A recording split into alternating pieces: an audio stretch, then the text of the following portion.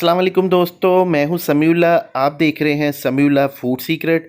तो आज हम बनाएंगे बीफ भुना गोश्त।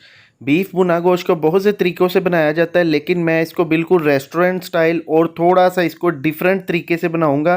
तो आप इसको इंशाल्लाह इस रेसिपी को अगर पूरा वॉच करते हैं तो इंशाल्लाह आपको ये बीफ भुना गोश्त बनाने में कोई मुश्किल नहीं होगी और बहुत ज़बरदस्त बनेगा। सारी रेसिपी से ये डिफरेंट है। एक दफ़ा आप इसको ज़रूर देखिएगा।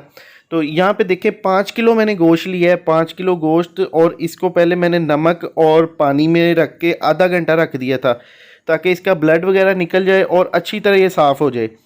तो यहाँ पे इसमें टमाटर शामिल करेंगे। 4 टमाटर हैं, तकरीबन इसका वज़न बनता है 250 ग्राम।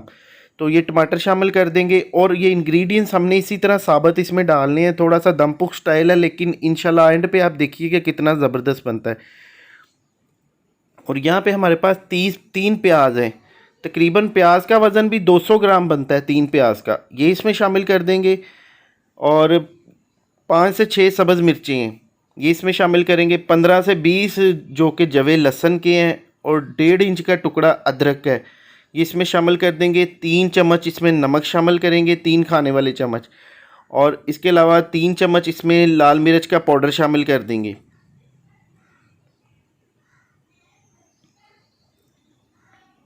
1 चम्मच इसमें काली मिर्च का पाउडर शामिल करेंगे। और इसके बाद हम इसमें 2 से 3 चम्मच गरम मसाला शामिल करेंगे। तो मसाले आप अपने टेस्ट के मुताबिक कम और ज़्यादा भी कर सकते हैं। 2 चम्मच इसमें हल्दी पाउडर शामिल करेंगे। और इसको अभी मैं फ्लेम पे रखूँगा और फ्लेम को मैंने पहले हाई किया है। 10 मिनट के लिए इसको हाई फ्लेम पे पकाएंगे। और ये देखिए 10 मिनट के बाद गोश्त जो कि पकना स्टार्ट हो गया है। तो अभी हम फ्लेम को लो करेंगे और इसमें पानी नहीं डालना, इसी पानी में ये पकेगा। और अभी मैं आपको बताता हूँ आपने फ्लेम कितना रखना है और इसको कितना पकाना है। यहाँ पे 10 मिनट इसको हाई फ्लेम पे पकाने के बाद फ्लेम को लो करेंगे। ये देखिए इतना बिल्कुल इसको लो कर देना और 2 से ढाई घंटे के लिए इसको पकाएंगे। तो यहाँ पे 2 बड़ी इलायची है और थोड़ा सा हमारे पास दालचीनी का टुकड़ा है। 5 से 7 10 दाने लौंग के हैं। 1 टेबल स्पून सफ़ेद ज़ीरा है, ये खुशबू के लिए इसमें शामिल करेंगे, बड़ी प्यारी इसकी खुशबू आएगी। और इसमें मैंने पानी कोई नहीं डाला, ये गोश्त का अपना ही पानी है, तो इसी पानी में एंड तक पकेगा गोश्त। तो ये देखिए ये गरम मसाला इसमें शामिल करेंगे और इसको कवर कर देंगे। एक दफ़ा इसको अच्छी तरह मिक्स कर देंगे। तकरीबन 20 मिनट के लिए इसको मैंने अभी पका लिया, तो 20 मिनट के बाद इसको अच्छी तरह मिक्स करेंगे। यहाँ पे देखिए मसाले जो कि अभी से प्याज मेल्ट हो रहा है और उसके अलावा टमाटर भी जो कि मेल्ट हो चुका है।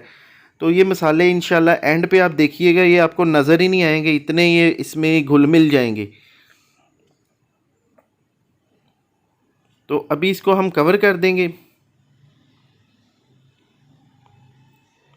तो यहाँ पे देखिए जी हमें तकरीबन 2 घंटे गुजर चुके हैं। तो 2 घंटे के बाद इसकी मैं आपको कंडीशन चेक करवा देता हूँ। तो इसको एक दफ़ा मिक्स कर देंगे और ये देखिए इसकी खुशबू दूर दूर तक जा रही है, बड़ी ही ज़बरदस्त खुशबू है। और प्याज टमाटर जो कि अभी बड़े बड़े हैं लेकिन फुल गल चुके हैं, साबित ही हैं। तो इसको हम चम्मच के साथ मैश कर देंगे। ये देखिए टमाटर को और प्याज को इस तरह थोड़ा सा मैश कर देंगे। और मैश करने के बाद जैसे जैसे आप इसको हिलाएंगे तो ये इसमें मेल्ट हो जाएंगे। तो ये चांपें जो कि चांपों का साइज़ थोड़ा सा बड़ा है, तो हमें हिलाने में थोड़ी सी मुश्किल हो रही है। तो इन चांपों को मैं बाहर निकाल दूंगा और बाहर निकालने के बाद जब ये फ़ाइनल होगा तो फिर इसके मसाले के अंदर इसको डाल दूंगा। तो ये रेसिपी आप कुकर में भी बना सकते हैं, लेकिन कुकर में ये फ्लेवर टेस्ट नहीं आएगा जो पतीले में बनाने का आएगा। तो अभी इसको कवर करेंगे और यहाँ पे टोटल मैंने इसको 2.5 घंटे पका लिया है। तो ये देखें माशाल्लाह से मसाला वगैरह जो कि बिल्कुल अच्छी तरह इसमें मेल्ट हो चुका है। चांपे मैंने बाहर निकाल दी हैं, उसको एंड पे इसके अंदर डालेंगे जब मसाला हमारा जो कि ड्राई हो जाएगा। तो यहाँ पे देखिए 2 चम्मच मैंने कुकिंग ऑयल इसमें इस्तेमाल किया। अगर आप ना भी डालें तो फिर भी काम चल जाएगा, लेकिन जस्ट मैंने इसकी बुनाई के लिए 2 चम्मच इसमें कुकिंग ऑयल शामिल किया है। और अच्छी तरह इसको 5 मिनट के लिए हमने भूनना है, फ्लेम को मीडियम कर लेना है। और यहाँ पे देखें जी जो कि गोश्त अच्छे से भुन रहा है। और फाइनल देखिए जी अच्छी तरह मैंने इसको भूनने के बाद चांपे इसके अंदर ऐड करके इसको अच्छी तरह हिला दिया है। तो ये देखिए माशाल्लाह से इसकी फ़ाइनल लुक देखिए कितनी ज़बरदस्त है। अभी मैं आपको डिश आउट करके दिखाता हूँ। ये देखिए माशाल्लाह से मसाला जो कि ज़बरदस्त तैयार हुआ है इसका। देखिए साबुत मसाले जो कि बिल्कुल आपको नज़र ही नहीं आ रहे, बिल्कुल इसमें मेल्ट हो गए हैं। और बीफ भुना गोश्त हमारा बहुत ही अच्छा और बहुत ही सॉफ्ट तैयार हुआ है। अभी मैं आपको तोड़ के भी चेक करवा देता हूँ। तो अगर आपको ये रेसिपी अच्छी लगे तो आपने इस रेसिपी को ज़रूर ट्राई करना है और दोस्तों के साथ शेयर ज़रूर करना है। तो ये देखिए माशाल्लाह से गोश्त बिल्कुल सॉफ्ट हो चुका है। तो इसी के साथ दे समीउल्लाह को इजाज़त। बहुत सी दुआओं में याद रखिएगा। अल्लाह ताला हम सब पर अपना करम और फजल फरमाए। इंशाल्लाह मिलेंगे एक नेक्स्ट रेसिपी में। बहुत सी दुआओं में याद रखिएगा।